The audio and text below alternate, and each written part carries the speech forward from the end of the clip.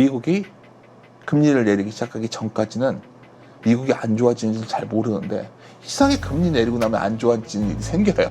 올해 9월이면 금리 내릴 거예요. 우리가 인간이 오만한 마음으로 이걸 다 예측할 수 있다 보는데 뭔가 피크아웃, 뭔가 문제가 생기기 직전에 가장 밝아 보이는 거죠.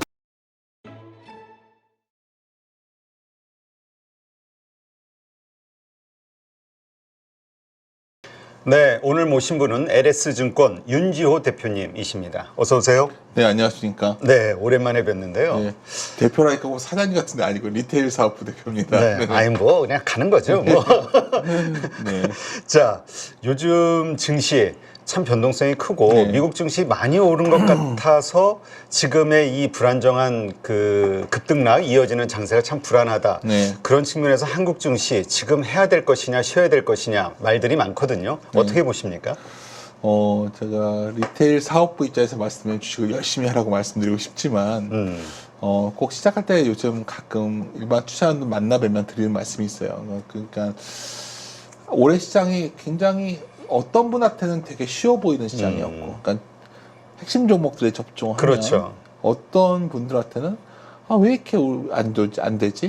그러면 여기서 선택할 수 있는 거는 올해 시장에서 성과가 나름 괜찮으셨던 분들은 지금도 아직 열심히 주식을 좀 해도 될 것 같습니다. 왜냐면 주식이 굉장히 어쩌면 이유 있는 종목들 중심으로 돌아가고 있으니까. 그렇죠. 근데 지금까지 이렇게 성과가 좋지 않았다면 올해 남은 그 하반기가 그리 녹록치 않을 것 같진 않아요. 왜냐하면 남은 하반기는 상반기에 비해서 여러 가지 매크로한 이슈들, 특히 미국 관련 이슈들이 그리 우호적으로 보이지는 않습니다. 좀 그런 말씀을 좀 드리려고 하는데 그런 측면에서 본다면 미국이 좋아도 잘 못 올라가고 미국이 기침을 하면 우리는 몸살 감기를 하는 그렇죠. 이런 시장이 좀 남아있다 보기 때문에 상반기에 성적표가 좋았던 분들은 앞으로도 시험을 잘 볼 것 같은데 상반기에 성적이 부진했는데 이후에는 문제가 더 어려워질 것 같아요. 시험 문제가. 아, 그렇죠. 그럴 때는 좀 더 만만치 않지 않을까 이렇게 판단하고 있습니다. 근데 참 현실은 네. 성적이 안 좋은 분들일수록 그걸 만회하기 위해서 더 열심히 뭔가를 하려고 노력을 하다가 더 힘들어지는 경우들이 많은 것 같아요. 그러니까 제가 이제 일반 옛날에 이제 주로 법인 영업을 하다가 일반 투자분들을 이제 만나뵌 지가 한 좀 됐는데 느낀 거는 우리가 쉬운 문제들이 많을 때 문제를 풀면 돈을 많이 벌 수 있거든요. 대다수 대중들이. 그렇죠. 그러니까 문제 난이도가 쉬울 때, 그러니까 주가가 좀 굉장히 상당히 경기도 좀 그냥 그렇고 기업 실적도 좀 안 좋아졌을 때, 예를 들어서 우리가 하이닉스 예를 들게요. 오늘 하루하루 매일 하이닉스의 실적을 갖고 얘기하고 있지만 우리가 하이닉스 가장 매력적인 투자 기회는 이번에 하이닉스가 적자였을 때였어요. 그렇죠. 망한다 얘기까지 나올 때. 망한까지는 아니지만 적자였어요. HD 한국조선해양도 적자였을 때가 매력적이었습니다. 지금은 흑자가 나고 있죠. 그럼 많은 분들이 생각하기엔 아니 기업 실적이 이렇게 좋아진데 왜 그래? 결국 기업의 투자의 어떤 사이클적 요소 때문에 그런 거거든요. 그래서 오늘 제가 주제로 잡은 건 이런 거예요. 저희 날씨에 하루하루는 예측할 수 없지만 계절은 알 수 있거든요. 그럼 우리가 지금이 씨를 뿌리는 시기냐는 거예요. 네. 씨를 뿌릴 시기는 예를 들어 이 종목을 말하려는 건 아니지만 SK 하이닉스를 씨를 뿌릴 시기는 어쩌면 지금은 이제 추수할 7만 때다. 원대였던 것 같고 7만 원대가 가장 좋았던 것 같고 제가 사실 그때 샀거든요. 그게 기억나서 말씀드린 네, 거예요. 그때 가장 막 제가 그때 여기 방송을 나와서 적자인데 제가 반도체 좋다고 말할 때였어요 그때. 근데 지금 20만 원을 왔다 갔다 할 때 물론 앞으로 30만 원도 갈 수 있겠죠. 하지만 지금은 어쩌면 수확을 할 때지 막 씨를 막 뿌리는 시기니까 그런 전 주제를 갖고 왔고요. 네. 그러면 우리가 첫 번째 생각을 해볼게요. 언제가 씨를 뿌리는 시기일까? 이럴 때 우리가 밸류에이션이라는 걸 도입합니다. PBI라는 걸 갖고서 대략 2019년 이후에는 0.9배가 깨지면 이때 사면 됐었어요. 네. 잘은 모르겠지만 0.9에 깨질 때 씨를 뿌려 놓으면 어쩔 때는 1뭐 한참 많이 올라갔을 때도 있었지만 1.3배 근처 갔을 때거든 이때가. 근데 지금은 참 아쉽죠. 우리나라가 흰배도 1배도 1배만 간신히 넣었다 흔들리고 하고 사실 1.1배 갈 수도 있겠지만 사실 여기서 샀으면 매우 유리했는데 뭐 반대로 지금은 아무도 그럴 가능성이 없다고 하지만 하방은 밀릴 일이 없다. 많은 분들이 그래요. 네. 혹시나 우발적인 어떤 사건에 의해서 시장이 밀리면서 PBR 0.9배, 지금 현재 2,540 정도입니다. 그렇게 간다는 말씀드린 게 아니에요. 지수가. 그렇죠. 혹시 0.9배가 또 온다면 매우 매력적이겠죠. 근데 그렇죠. 지금 아직은 그렇게 간다고 보진 않지만 이런 상황이에요. 아직은 그렇게 급락할 것 같지 않은 이유는 다음 그림 때문이에요. 우리나라 주식시장과 글로벌 경기 선행 지수인데 뭐 아주 간단한 내용입니다. 글로벌 경기 좋아지면 한국 같은 소위 소규모 개방 경제 국가는 수출을 많이 하니까 글로벌 경기에 연동되죠. 근데 요게 올라가는 기간, 소위 OECD 선행지수가 올라가는 기간에 주가가 급락을 잘 안 해요. 네. 올라가고 있죠, 지금은.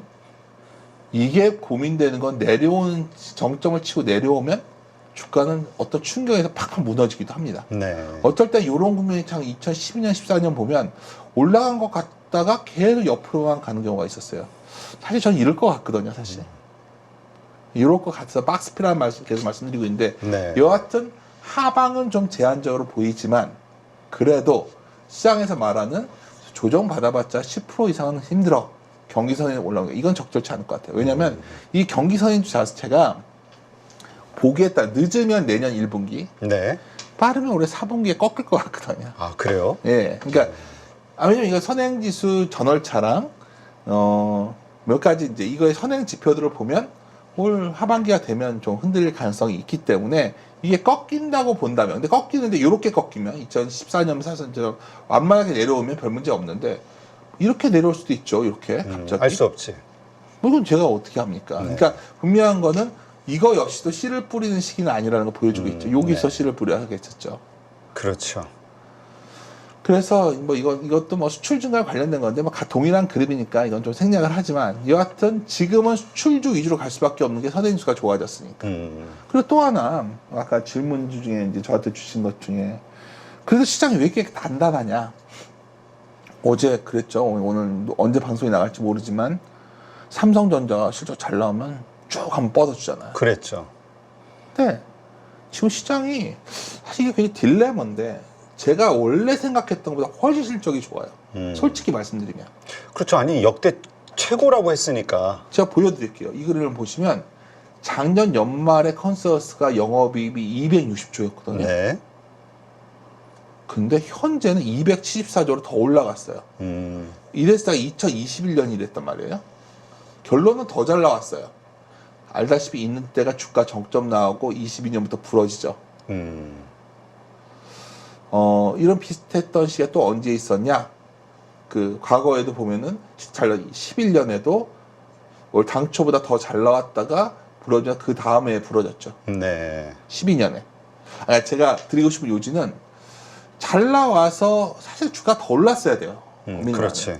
근데 이게 내용을 또 안을 들여다보면 지나치게 특정 종목들을 좋아진 걸로 좀 편중되어 있는 부분이 좀 있어요. 뭐 반도체라던가 자동차라던가 뭐 은행 뭐 그리고 그다음에 최근 조선 턴어라운드 뭐 유틸리티 요 정도 쪽에서만 순이익이 나아지는 거여서 여하튼 실적만 놓고 본다면 상당히 주가가 좀 아쉬움이 남는 것도 사실이에요. 네.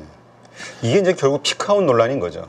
그렇죠. 근데 이제 피크아웃이지만 피크아웃이 더 가서 피크아웃 돼야지 뭐 지금 벌써 피크아웃이야 이런 반론이 충분히 가능하죠. 네. 사실 그 대표적인 데이터가 이 그림은 좀 유심해서 보시면 좋겠는데 유심히 보셨으면 좋겠는데 ROE를 12개월 예상 이익을 갖고 만든 이 ROE. 네. 그 ROE와 PBR의 괴리가 이렇게 원래 PBR이 ROE가 요 정도 올라갔으면 PBR이 이렇게 올라갔어야죠. 네.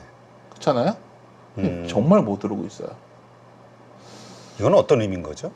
그러니까 시장에서는 의심을 하는 것 같아요. 그러니까 우리나라 경기라는 기업 이익이라는 건 결국 글로벌 경기, 특히 혹시나 이건 제가 혼자 이제 생각하는 건데 네. 미국의 소비가 생각보다 약할 걸 보고 있나? 뭐 그럴 수도 있는 거죠. 하여튼 여하튼 이거는 뭐 가능성이죠. 근데 여하튼 하반기 이익모멘텀 둔화를 이미 반영하고 있는 거죠. 네. 그러니까 아까 방금 전에 이익은 안 나올 거야. 올해 말에 내년 초가 되면 피크아웃해서 내려올 거야라는 생각을 갖지 않고는 현재 ROE 대비 PBR은 너무 낮은 거예요. 네. 제가 시장에 대해서 이렇게 낙관적 견해를 오래 얘기하지 않았지만 어떻게 보면 지금까지 드러난 데이터로 본다면 사실은 주가가 더 올라가는 게 맞았겠구나. 제가 생각했던 더 좋은 장이었어야 된다가 생각이에요. 이만큼 이익이 늘어났으니까. 예, 그죠. 더 놀라운 거는 우리가 ROE가 이렇게 올라가는 계기 중에 하나가 ROE가 좋아진다는 의미여서 여기서 이제 굉장히 이제 좀 더 디테일하게 얘기가 들어가야 되는데 이익이 좋아진 것도 있는데 최근 보면 우리나라가 주주환원 쪽에서 확실히 변화가 있는 것 같아요. 우리가 밸류업에 대해서 지나친 평가 절하를 해왔는데 잘 들여다보면 우리가 은행주가 대표적이죠. 그렇죠. 만년 은행은 답답한 아니죠. 은행주는 어떤 굉장히 단단하게 시장을 버텨주고 있어요. 이 그림이 뭐냐면 아쉽게도 올해의 배당 총액은 안 들어있지만 잘 보시면 2020년 이후에 배당 총액 자체가 상당히 올라와 있는데 아, 그러네요. 근데 제가 보기엔 여기다 막대기를 얹는 게 좀 약간 오해의 여지가 있어서 근데 대략 최근에 나온 것만 집계해서 봐도 2023년 대비 최소한 15% 이상 올라오는 것 같아요. 아, 현재 시점. 예. 그러면 ROE에서 분모 부분에 있어서는 확실히 변화가 생긴 거죠. 근데 여기서 그렇지. 이제 우리가 그래서 ROE 반영 주가가 올라가겠다 생각도 있지만 사실 섹터 전략에서 매우 중요한 아이디어가 나오는 거예요. 우리는 주식을 고를 때 배당 성장주, 그러니까 잠깐 배당주가 있고 배당 성장주가 있어요. 그렇죠. 배당주는 그냥 이 시점에서 배당 수익이 좋은 거. 근데 이건 사실 되게 별로예요. 배당 성장주 뭐냐면 지금은 배당이 요즘 주가가 성장하면서 이익이 커지니까 그만큼 배당이 같이 성장하는 기업들이 있어요. 뭐 리노공업 같은 것들이 대표적이었고 우리나라 대형주 중에서 현대 기아차 그룹이 아마 가장 상징적인 종목일 거예요. 네. 또 하나가 있어요. 배당 성장이 되려면 이익이 이렇게 올해 좋았다 내년 나빴다 이러면 안 되고 그치. 꾸준히 좋아야 돼요. 딱 떠오르는 게 하나 있어요. 우리나라에서 가장 오래된 어쩌면 구조적인 산업, 은행업인 거예요. 그렇죠. 그래서 이제 어쩌면 방어주를 떠나서 배당 성장 개념으로 상당히 이쪽에 시장의 버팀목이 되어왔다. 진짜 초반에 밸류업 얘기가 나왔을 때는 아니, 선거 때니까 그러겠지라고 했는데 사람들의 이렇게 심리를 보니까 일본의 사례, 그러니까 우리가 막 이 높아진 거예요, 눈높이가. 그래서 그걸 요구하고 기업들의 거기에 이제 기업들도 좀 호응하는 것 같고. 아유 뭐 대표님도 일조하셨고 뭐 많은 여의도의 어쩌면 우리 여의도의 제도권보다 어쩌면 표현이 좀 그렇지만 여러 가지 그 일반 투자들의 이익을 대변하신 분들이 강하게 외친 것도 있고 하여튼 중요한 건 일본 말씀하셨는데 우리가 본 거죠. 봐요. 미러링 하는 거죠. 2014년부터 일본이 실질적으로 밸류업적인 제도를 개혁하기 시작했는데 10년이 지난 시점에 봤더니 상당히 주가가 좋아졌거든요. 네. 그리고 지금 생각해 보면 워렌 버핏이 일본에 상사를 투자했을 때 좀 뭐 하는 짓이야 했거든요. 이해를 못했었지. 그거 기억나세요? 예. 사실 그때부터 주주 가치에 대해서 버핏은 굉장히 그걸 중시하잖아요. 그러니까 그래서 지금 제가 봤을 때 이런 부분은 굉장히 긍정적인데 그러면 다시 돌아가서 왜 이렇게 좋은데 지수는 이 모양이지? 그러니까 세계적으로 왜 우리가 꼴찌를 해야지? 주가 그렇죠. 저 근데 뭐 수익률이. 들어가 보면 좀 그런데 또 하나는 여기서 이제 우리가 질문이 던진 거죠. 그러니까 미국이 좀 쉬면 우리가 뜰 거야 생각하는 사람들이 나올 거고 맞아요. 저 같은 사람은 미국이 쉬면 우리는 더 쉴 거라는 생각을 갖고 있는 사람이죠. 이유는 다음 그림부터 설명을 좀 드릴게요. 이게 과거인데요. 제가 94년에 여의도에 들어왔어요. 그래서 항상 이때부터의 기억을 유지하려고 합니다. 94년에 증권업계에 들어와서 네. 지금 뭐 어쨌든 간에 근데 항상 그때부터 제가 초기에는 잘 했지만 이해가 안 갔던 게 미국이 뭔가 금리를 내리면 문제가 생겼어요. 그렇죠. 근데 이 94, 95년만 이때가 바로 그나마 금리 내리고서 주가가 안 빠졌지. 그거 미국은 버티다가 IT 버블 나왔을 텐데 이때 우리나라 무너져서 IMF 갔었어요, 사실은. 사실 이때 인슈런스 컷을 얘기들 하고 있지만 실제로 94년도 금리 인상하고 그다음에 금리 내릴 때 95년에 이때 우리 증시 무너졌었고요. 미국이 2008년 금융위기 때 내렸을 때도 우리는 내릴 때도 우리 증시는 무너졌었고요. 16년 그때 금리 인상 사이클 뒤에도 금리 내리기 시작하면서 증시가 이때 무너졌었고요. 네. 인상할 때 무너지지 않았다는 거예요. 인하할 때. 무너졌어요. 미국 얘기하지 말고 우리 얘기하자고요. 그러니까 요 얘기를 하면서 미국은 문제가 없었다 하지만 사실 이때 아시안 외환위기까지 왔었죠. 그렇죠.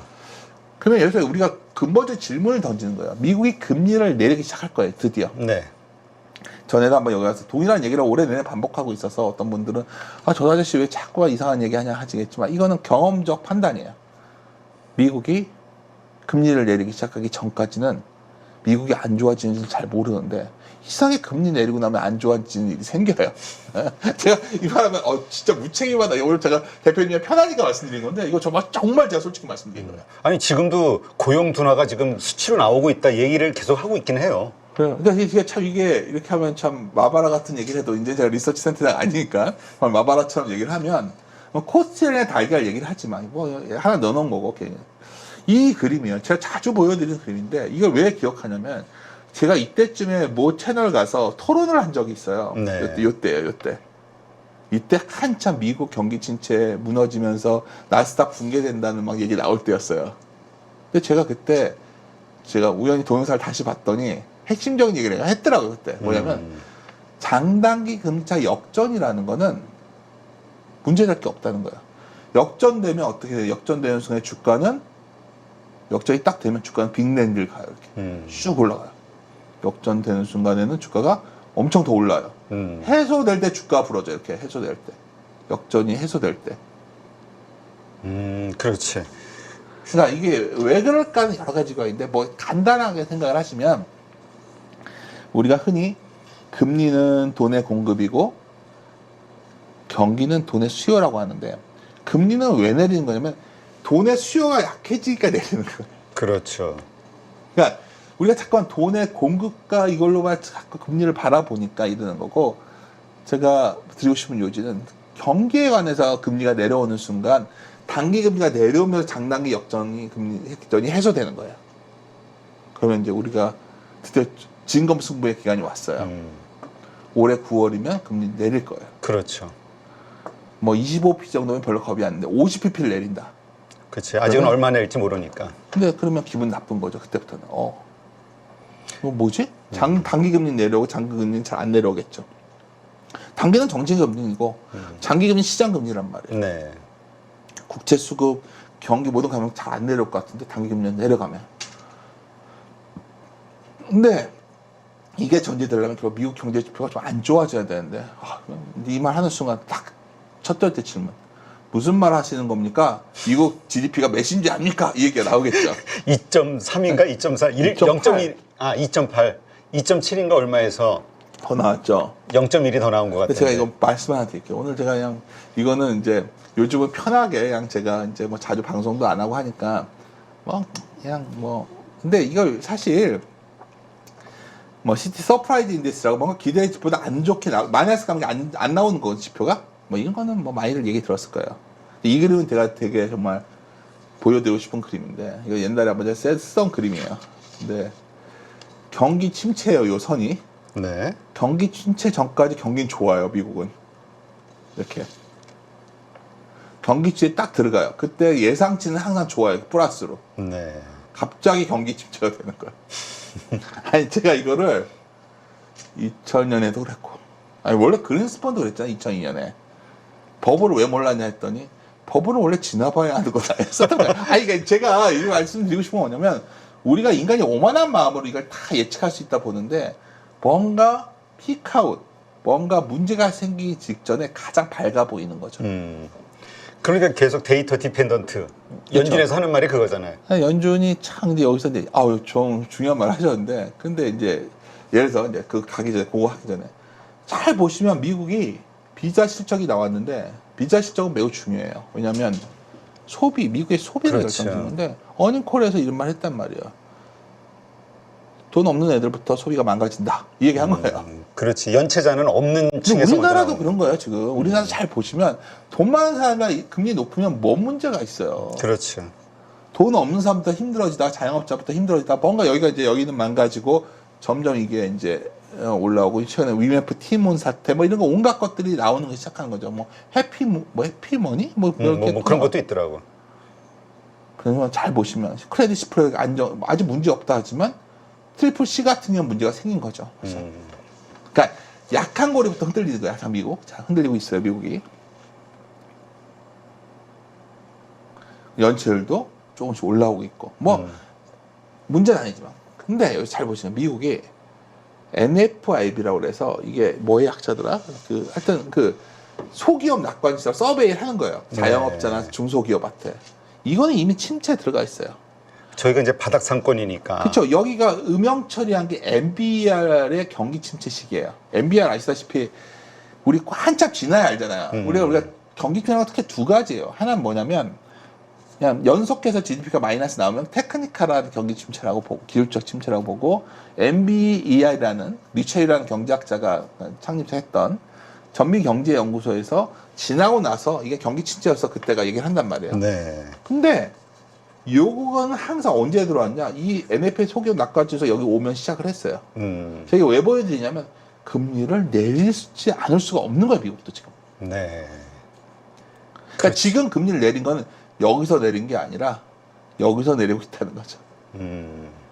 이거는 쉽게 말해서 물가가 잡혀서 그냥 금리 내리는 게 아니라 경기를 어떻게 보면 방어하기 위해서 뭐 사람들은 처음에 다 보험성 인하라고 하는데 그거 하는 거예요. 네. 그거는 이론의 여지가 없지 않나요? 그렇죠.